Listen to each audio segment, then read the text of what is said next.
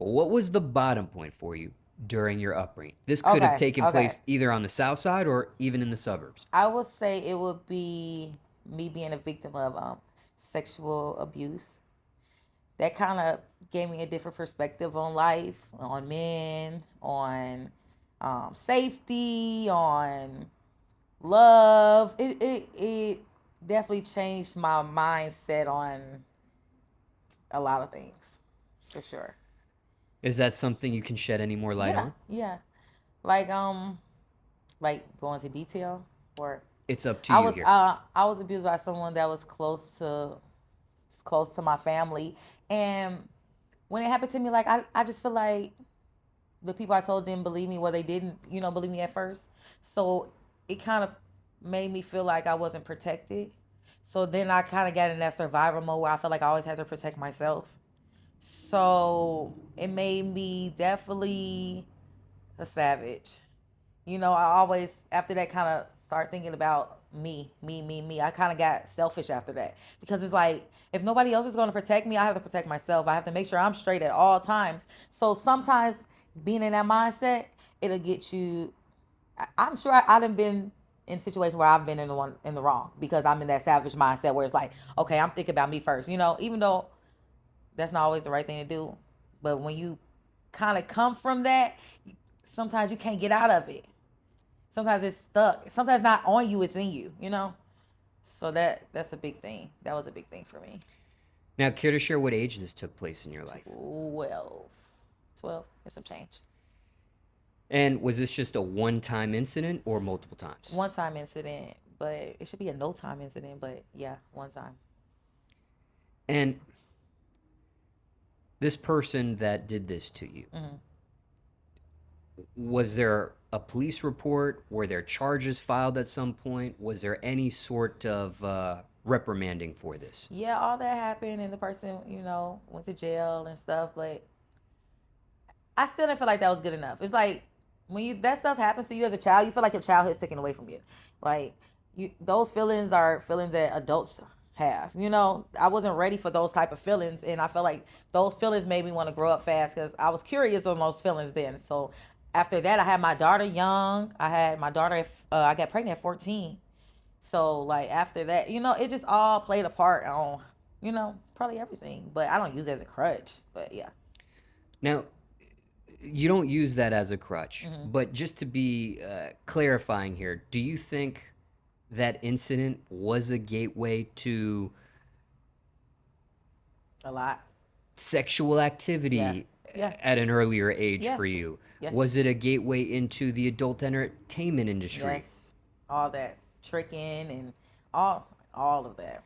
So, just hypothetically speaking here, if that incident never took place, is it safe to say maybe you wouldn't have engaged in sexual activity I think once, at the age that you got pregnant? yeah, maybe, possibly, but And then, I don't know. same thing, hypothetically, do you think maybe you would have I avoided think I the. wouldn't have been out there looking for the love that I should have been getting at home. And I think that's kind of what got me into getting, that's how I got pregnant because I was out there searching for love and got into a guy that I like and he was saying all the right things that I wanted to hear. And I was, that's how I feel like that played a part with that.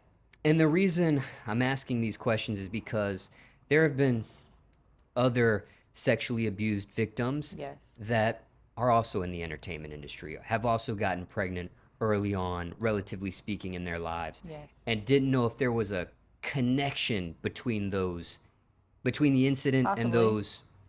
those things that take place in their life. So, just curious if I what your know opinion. it triggers me like when I go through situations that are similar where I feel like a guy is being like too, like pushing sex too much. Like I feel like he's giving me raper vibes and stuff like that. Like all that is like a trigger. It makes me go back to that time where that situation happens to me and it triggers you. It triggers you to feel like, okay, is he about to do this weird ass shit or what's about to go down? And sometimes it can get you to act in a violent way, or it might have you be sad, or you might want to just get away. But it's different depending on the situation. Now, when you have this, for lack of better phrase, this radar or these spidey senses, so Yeah. to speak, Right. How accurate are they? Accurate. I would say like 80 to 90% accurate. I can feel the energy. Like when the energy is like weird and you can read the room when it's weird, it's like, okay, you better go with your first instinct.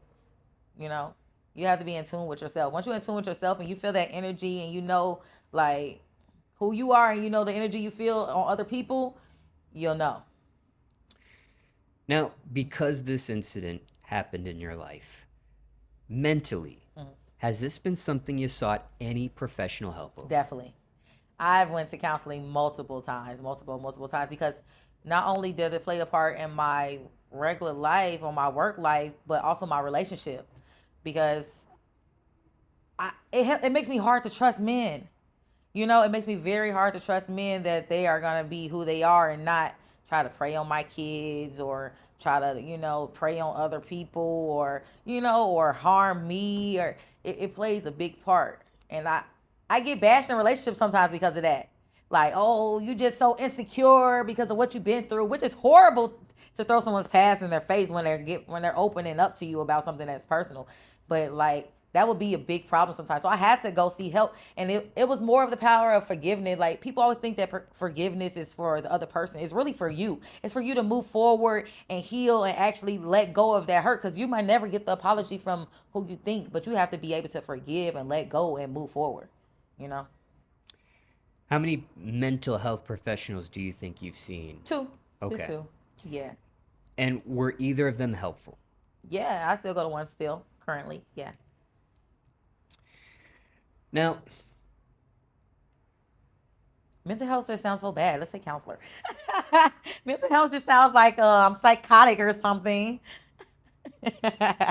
now you didn't detail the sexual abuse that actually happened to you, but Yeah.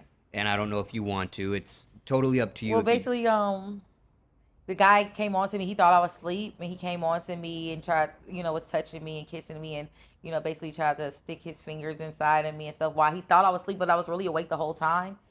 And then someone came home and he ran out, and it was just, yeah. So there was no one home but this individual at the time. Me, my little brother, and that individual. Yeah, my little dog. Yeah, back then. And when you spoke out about the incident that occurred, was this something that you spoke out right away to? Well, I spoke out to someone close to me about it, but I didn't want them to tell, my parents and stuff about it. So I didn't say nothing to my parents, but it had came a time in my life where all children do this. Let me just say, all children do this. When they get in trouble, they might blurt out something that happened because they want to really shift the blame of what's going on to something else. So that's how that ended up happening. So when I did that, she kind of didn't believe me because she's like, okay, why are you just not saying nothing now while you're in trouble? And it is a defense mechanism, but it still happened though too. You feel me? So it wasn't denying the fact that it happened, but probably using it at that moment in time wasn't the best decision. And I should have been said something to her, someone that could make a difference about what's going on. But yeah.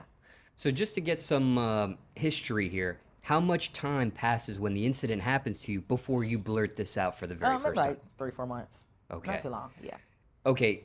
It wasn't believed by your mother, Yeah. sounds like? Yeah. Okay. At what point does it go from non-belief to this person eventually getting reprimanded in the jail, the justice system, and things of that nature? Because, DCFS got involved. They did their interviews. Police got involved.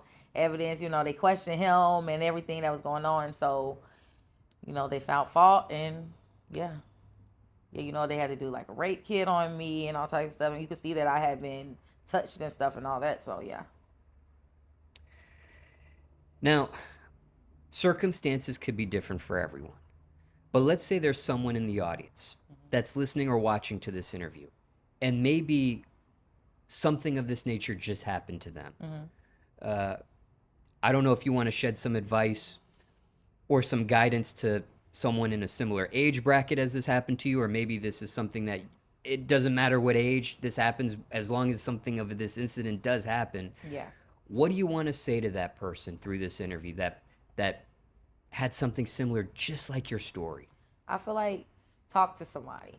Don't hold it in, because even though I did eventually tell my mom and I did tell someone close, I still didn't talk to someone about it. I didn't get to release my feelings, my anger, my emotions about it. So that built up inside of me for life. Like that affected me and my mom's relationship my whole life.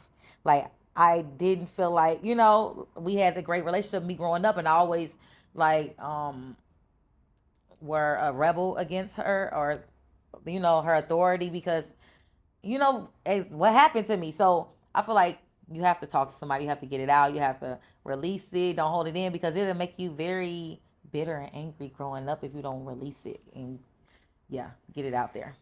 Now, when you told someone, care to share who it was you My told? aunt, Okay. my aunt, me and my aunt, we're not that far in age, so we were like very close. Yeah, And this is your mother's sister. yeah, Okay. yeah. And how soon do you tell her after the incident takes Like place? next day.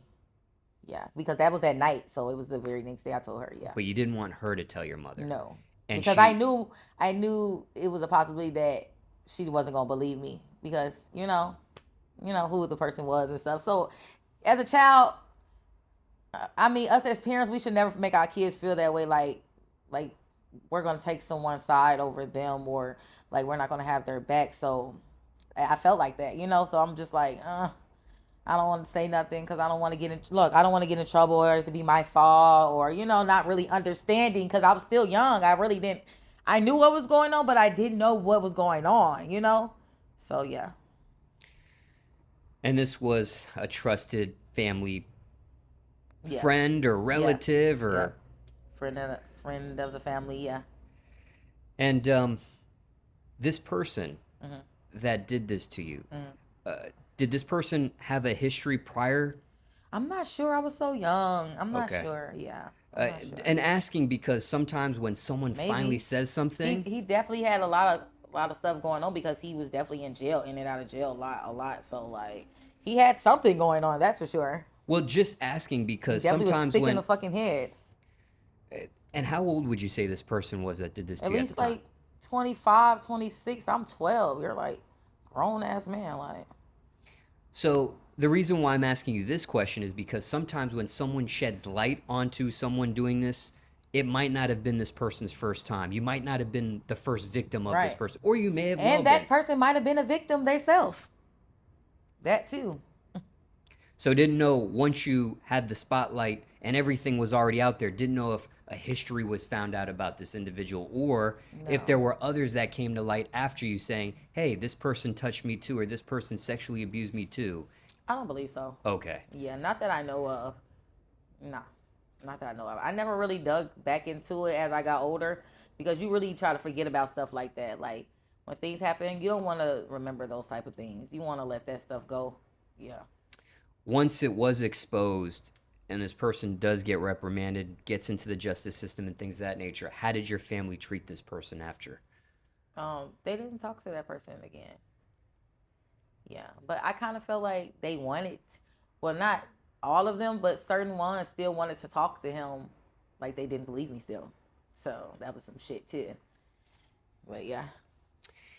And I guess one last question here, just for clarification. Why didn't you want your aunt to say anything to your mother at the time? Because so it really was the guy she was with, her man. So it's like, I knew she was going to take his side. Like he was going to say I was lying and it was this. And she was so in love, head over heels for him. How some women, when they are looking for love too, they look in the wrong places. And sometimes the places they look in are detrimental. So yeah, I just knew he just was going to, try to shift, maybe he even shift the blame on me. But it's like he thought I was asleep. So I don't even think at first he knew I even told at first. You feel me? Because he didn't even know I was woke. And I was woke the whole time. I acted like I was asleep. That's when I first started acting. See, I can laugh about it now because I'm healed from it. Once you heal from it, not saying like it didn't hurt me or I'm still not hurt, but I'm healed and I'm changing as a person. So I'm able to laugh about it now. So like. So how about from this perspective, and this is my final question just on this whole topic. Okay. But let's say there's someone that, and again, circumstances could be different for everybody, but you're a parent. What do you want to say to parents out there of children that might be 12 or teenage years that have one of their kids fall victim to a circumstance such as this. Now, in your incident, you had someone that was romantically involved, and they might have not believed you because of the. Right. What do you say if the shoe is on the other foot from a parent's perspective, and their child is coming to them about an incident such as this? What do you want to say to those people out there? I feel like us as parents, we know our kids. We know if they're telling the truth and if they're lying majority of the time.